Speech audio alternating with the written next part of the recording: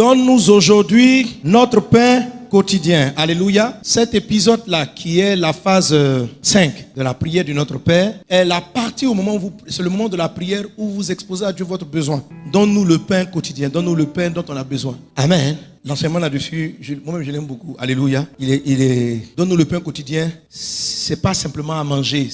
Jésus dit, je suis le pain de vie. Voilà. C'est Christ. C'est le domaine où tu manifestes la foi. C'est le moment où tu sais exprimer ce dont tu as besoin. Donc, donne-nous aujourd'hui notre pain quotidien. C'est là si tu as besoin de voyager, du mariage. C'est en ce moment-là que tu l'exprimes. Et pourquoi le Seigneur présente ça comme étant le pain quotidien? C'est parce que ça fait référence à la nourriture de la manne. Parce que la phrase qu'il dit est un peu, comment on dit en français, redondant. Donne-nous aujourd'hui le pain d'aujourd'hui. Ça fait bizarre. Hein? Un peu comme si chaque jour, Dieu a un réma, a une parole, a un pain.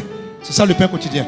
Jésus dit, l'homme ne vivra pas seulement de pain, mais de toute parole qui sort de la bouche de Dieu. Jésus dit, vos pères ont mangé la manne. Et la manne, c'était un pain qui venait chaque jour et qui les a dirigés dans le désert. Et quand Jésus se présente, il dit, vos parents n'ont pas mangé le pain du ciel. Je suis le pain du ciel. Chaque jour que Dieu fait, Christ a un type de révélation pour toi. Chaque jour. Et cette révélation qu'il a de toi, cette révélation, ça veut dire que Jésus vient dans ta vie comme du pain. Jésus est le pain. Il a dit, si vous ne me mangez pas, vous n'avez pas la vie. Jésus est le pain. Donc la partie là, donne-nous aujourd'hui le pain quotidien, c'est Jésus. Mais c'est la révélation de Jésus qui te donne de marcher dans ta victoire, te donner la force, te donner ce dont tu as besoin. Dans le pain quotidien, c'est la phrase qui fait référence à la manne. Chaque jour, Dieu envoyait un pain quotidien. Jésus parle de la manne. Et plus tard, il dit, c'est moi le pain quotidien. Je suis le vrai pain. Donc, donne-nous aujourd'hui, la phrase est, donne-nous aujourd'hui le pain d'aujourd'hui.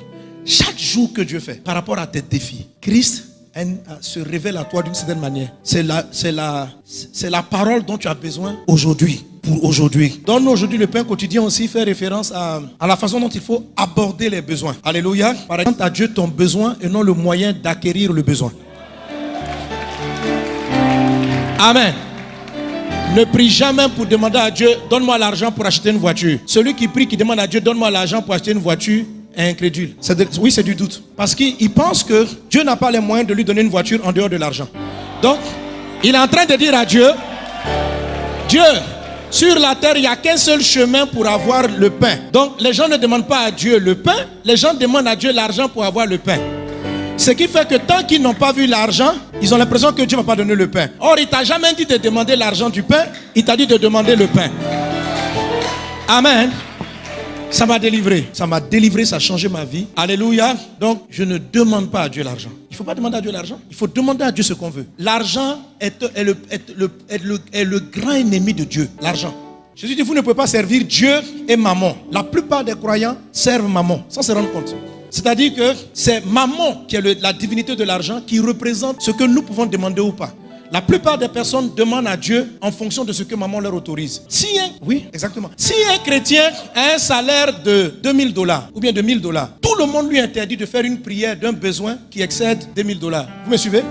Si par exemple, il a $1000 par mois et qu'il a envie de demander une maison qui coûte 1 million, vous allez dire tu peux pas. Mais s'il est millionnaire, vous allez dire tu autorises. Un jour Dieu m'a choqué. Il dit mais tu sais que tu m'adores pas? Il dit tu crois dans ton argent. Pourquoi tu me demandes pas une belle maison? Parce que ton argent ne te permet pas d'acheter une belle maison. Il dit tu vois que ce n'est pas moi, tu pries ton argent. Tu demandes à ton argent, mon compte en banque, est-ce que tu m'autorises à avoir une maison? Alors quand ton compte en banque dit oui, quand je vois, si tu prends un crédit avec tel truc, oui, je t'autorise. Essentiellement le chrétien se met à genoux. Mais la plupart des chrétiens n'osent pas demander à Dieu ce que leur salaire ne leur permet pas. C'est déjà de l'incrédulité. Dieu, on ne prie pas pour demander à Dieu l'argent du pain. On demande à Dieu le pain. Si tu as besoin d'une voiture, dis papa, j'ai besoin d'une voiture. Ne le dis pas, donne-moi l'argent de la voiture. Si tu as besoin d'une maison, quel est ton besoin? Il y a des personnes, tu arrives, tu es marié, tu as 7 enfants. Et c'est ton salaire qui te dit le nombre de pièces de ta maison. Pourquoi? Tu dis à ta femme, bon voilà, nous avons 7 enfants, mais la maison qu'on peut s'offrir, c'est une maison avec 2 chambres, un salon. Et vous prenez cet argent-là, et vous priez en même temps pour que Dieu vous donne. Mais vous ne cherchez que dans 2 chambres, salon. Tu es incrédule, c'est pourquoi il ne te répond pas. Il a même envie de te taper une gifle. Quel est ton besoin? Le besoin, ce n'est pas du luxe. Tu as 7 enfants. Voilà. Il te faut combien de chambres pour les enfants? C'est ça ton besoin. Ton besoin, ce n'est pas une chambre avec 2. Ce n'est pas 2 chambres, salon. 2 chambres, salon, c'est ce que ton argent peut le faire. Mais toi, ton besoin, c'est pas 2 chambres salon. Est-ce qu'on est ensemble? Ton besoin, c'est que Ta fille est grande, elle est un peu grande, elle doit être dans une chambre où elle est seule. Elle ne peut pas dormir avec son frère. Donc quand tu regardes les 7, il y a 2 qui peuvent dormir dans la même chambre. Donc il te faut à peu près 4 chambres quand tu fais ton calcul. Donc tu dis à Dieu, Père, accorde-moi une maison où ma grande fille pourra rester seule, où mon garçon pourra rester seul, et mes 2 petites ils peuvent rester seuls. Si tu veux que chacune, Jésus, si tu veux que chacune ait sa chambre, bon, si ça te plaît, il n'y a pas de problème pour moi. Mais moi, au minimum, il me faut 5 chambres. Merci Seigneur Jésus pour la maison. C'est tout. Alléluia. Amen. Alors, tous ceux qui prient mal, c'est pourquoi Dieu dit, vous demandez, vous n'obtenez pas parce que vous priez mal. Vous priez pour satisfaire vos passions, c'est-à-dire vos limitations charnelles. Vous faites des demandes qui ne sont pas en fonction de la grandeur de Dieu, mais de la capacité de votre poche. Incrédulité. Alléluia. C'est depuis que j'ai compris ça, on fait des croisades extraordinaires. Parce que, en fait, je ne demande plus selon la foule que je vois devant moi, selon la poche des fidèles. Je demande selon la poche de mon papa. Quand je lui demande, s'il estime que je ne suis pas prêt, parce qu'il peut estimer, c'était quand je lui demandais du matériel de sono et puis un certain camion. Et il ne me donnait pas ça, ça fait des années. Un jour je lui ai demandé, mais papa, depuis là, pourquoi tu ne me donnes pas ça? Il dit non, en fait, les gens avec qui tu es ne sont pas prêts pour gérer ce matériel. Dieu ne donne pas parce qu'il ne veut pas. Il ne donne pas très souvent parce qu'on n'a pas la maturité suffisante. J'aime ce passage de Genèse. Vous savez, dans Genèse, la Bible dit, Genèse 2, il n'y avait aucun abus des champs qui avaient poussé.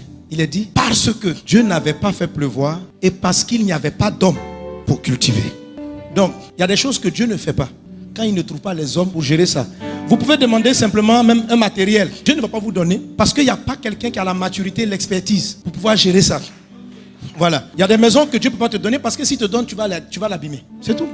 C'est plus une affaire de maturité qu'une affaire de refus et de moyens. C'est juste une affaire de maturité pour d'expertise. Donc chaque fois que maintenant je vais avoir quelque chose, donc comme je sais que je vais avoir un certain matériel, j'ai pris mes éléments et puis je les ai dit, allez vous former. Parce que quand vous serez prêts, il va nous envoyer. Mais là en ce moment, si je vous envoie le matériel, vous allez tout bousiller. Donc c'est pourquoi depuis les nous n'exauce pas. Très souvent Dieu n'exauce pas parce qu'il ne peut pas, mais parce qu'on n'est pas prêt.